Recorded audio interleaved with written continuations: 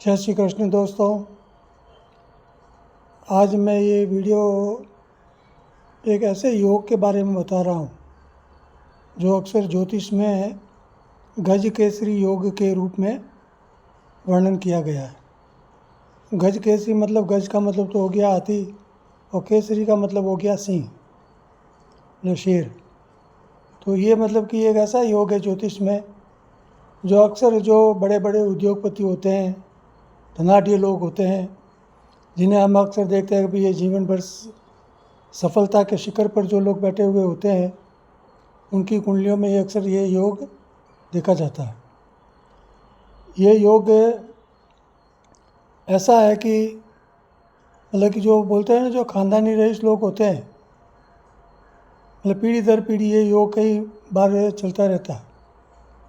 मतलब कि पूर्वजों में है तो आने वाली पीढ़ियों में भी ये योग अक्सर आगे से आगे देखा जाता है। बोलते हैं ना कि 7 पीढ़ी तक जिनके घर में धन संपदा और माया कभी मिटती नहीं है, उनके परिवारों में ये योग अक्सर होता है। उसे गज केस योग बोलते हैं। गज केस योग कैसे बनता है? गुरु और चंद्र ग्रह, इन दोनों के युति, मतलब ये दोनों जब भी कुंडली में साथ में होते हैं, एक ही भाव में या एक ही घर में बैठे होते हैं, तो ये गज केसरी योग बनता है। अब गज केसरी योग मान लो किसी कुंडली में है, तो जैसे कि मान लीजिए लग्न में है, मतलब प्रथम भाव में है, तो ऐसा व्यक्ति पैदाइशी मतलब कि धनपतियों के घर में ही उसका जन्म होगा। मतलब कि वो मतलब कि जन्म होते ही किसी न किसी बड़े मतलब कि धनाढ़ी परिवार में ही ऐसा का जन्म होता है गज केसरी योग होने पर। दूसरे भाव में होने पर उसे मतलब कि वारसागत पैतृक संपत्ति उसके पास विपुल रूप में उसको मिलती है। मतलब इंसान यदि बिना कुछ मेहनत किए भी उसको बहुत कुछ मिल जाता है। वो कहाँ होता है? वो योग धन स्थान, दूसरे स्थान में होना चाहिए, जिसे धन स्थान बोलते हैं। तीसरा होता है पराक्रम स्थान। पराक्रम स्थान तीसरे भाव को बोलते हैं। वहाँ पर होने पर क्या होता है कि इंसान ने मतलब कि अपने पूर्वजों की संपत्ति तो उसको मिलती ही है, लेकिन वो खुद अपने मतलब कि पुरुषार्थ से भी उस संपत्ति को द्विगुणित तिगुणित कर देता है। मतलब उसको बढ़ाता है, उसको कम नहीं करता। उसके पराक्रम में इतनी मतलब शक्ति होती है कि वो अपने मतलब कि पूर्वजों द्वारा दी हुई विरासत को और भी आगे बढ़ाता है। चौथे स्थान में यदि होता है तो उसको जैसे ननियाल पक्ष से भी उसको कुछ न कुछ उसको लाभ उसको मिलता रहता है। लेकिन एक चीज़, ये चतुर्थ स्थान में एक चीज़ और कहना चाहता हूँ दोस्तों, ये केंद्र का स्थान माना जाता है। कुंडली में 1, 4, 7 और 10, ये 4 जो स्थान होते हैं वो केंद्र के स्थान माने जाते हैं। यहाँ पर क्या होता है कि केंद्र में है, जैसे चंद्र है, शुक्र है, गुरु है, ये यदि यहाँ पर होने से अपनी ही राशि में यदि होते हैं तो ये कुछ कमज़ोर हो जाते हैं। जैसे मान लो कि अभी गुरु ग्रह है, यदि 1, 4, 7 और 10 में अपनी राशि धनु या मीन राशि में हो तो कुछ कमज़ोर हो जाता है। उसी प्रकार चंद्रमा है जो कि 1, 4, 7 और 10 में यदि कर्क राशि में होता है तो कुछ कमज़ोर हो जाता है। शुभ फल तो देते हैं, लेकिन ये थोड़ा क्या है, आलसी किस्म का हो जाता है। इंसान जैसे अपने घर में बाहर तो सक्रिय रहता है, लेकिन घर में आते ही इंसान कुछ ढीला पड़ जाता है, आलसी हो जाता है। तो वैसे ही ये जो शुभ ग्रह है, ये केंद्र में अपने घर में होने से कुछ कमज़ोर हो जाते हैं। उसी प्रकार शुक्र भी है, तो शुक्र भी जैसे 1, 4, 7 और 10वें भाव में वृषभ राशि और तुला राशि में होगा तो कुछ ये कमज़ोर होगा।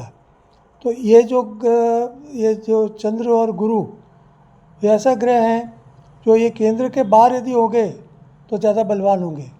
जैसे दूसरा भाव है, तीसरा भाव है, 5वां जो त्रिकोण स्थान कहा जाता है वहाँ है, और फिर 7वें स्थान में भी केंद्राधिपति दोष लग जाता है, लेकिन नुकसान कुछ करते नहीं है। जितना लाभ होना चाहिए उतना नहीं होता, होता ज़रूर है। फिर 9वां स्थान भाग्य भाव जैसे कहा जाता है, वहाँ होने से भी बहुत ही विपुल मतलब कि उसको धन लाभ होता रहता है। फिर एकादश भाव है जो कि इनकम ऑफ सोर्स का स्थान माना जाता है, वहाँ भी ये बहुत ही अच्छा लाभ देता है। अब रही छठा, आठवां और 12वां स्थान। तो छठा स्थान एक ऐसा स्थान है दोस्तों कि वो हमेशा रोग और कर्ज और उस हिसाब से शत्रुओं का स्थान माना जाता है।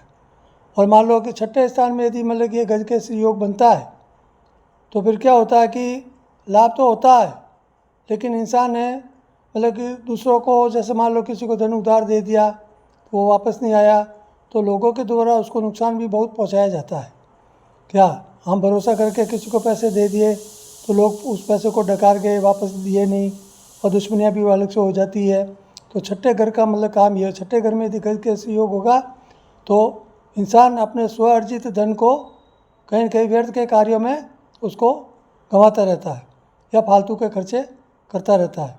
आठवें स्थान में यदि होगा गजकेसरी योग, पैसा तो वो कमाता रहेगा, लेकिन घर में कोई न कोई ऐसी बीमारी है, खुद के लिए है या अपने परिवार में है, जो कि जो ये आठवां भाव वो मृत्यु और रोग का स्थान माना जाता है।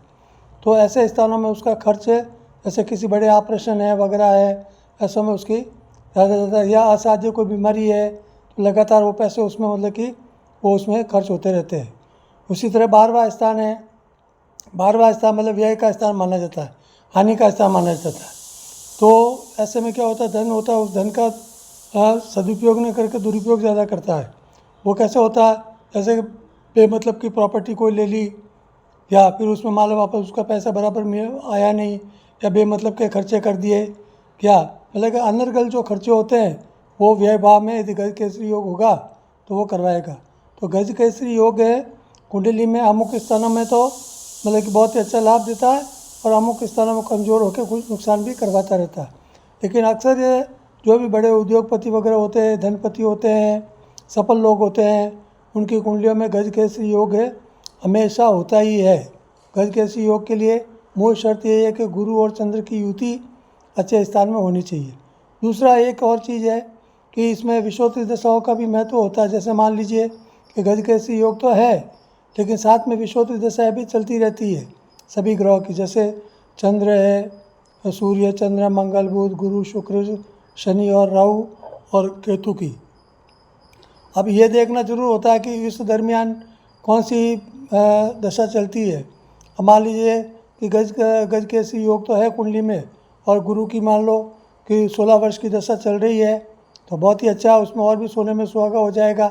और मान लीजिए राहु की चल रही है और राहु यदि अच्छा नहीं है तो उसमें क्या होता है कि जो इनकम में है ना वो तो रुकावट तो होती है, कम हो जाएगी, और बेमतलब के मतलब कि उसमें बेमतलब का खर्चा या बिजनेस में वगैरह कुछ न कुछ नुकसान भी उसमें कुछ लग सकता है क्या। लेकिन वो इंसान है धन के मामले में कभी मतलब कि यूँ समझे कि वो गरीब नहीं होगा, ये निश्चित बात है। उसके पास धन की कभी कमी नहीं रहेगी, ये निश्चित बात है। जैसे शनि की है, शनि यदि कुंडली में अच्छा है तो वो और भी लाभ देगा, और यदि नुकसान में है, जैसे कभी 7.5 आ गई या 19 साल की उसकी विषोत्तरी दशा आ गई, तो उसमें मतलब वो कुछ तकलीफ यदि है तो धन की मतलब कि जो आवक होती है, इनकम होती है, वो थोड़ी कम हो सकती है, लेकिन कभी ख़त्म नहीं होती है, और बेमतलब के फालतू के खर्चे मतलब कि होते रहते हैं। तो ये गजकेसरी योग का प्रभाव बहुत ही अच्छा है, और जिसकी कुंडली में ये होता है उसको हमेशा जीवन को ये सफल बनाने में हमेशा सहायक होता है दोस्तों। तो ये चीज़ है, तो इसके अपने अपनी कुंडलियों में ज़रूर देखें कि ऐसा योग आपकी कुंडली में है या नहीं है। धन्यवाद। जय श्री कृष्ण, जय श्री राम।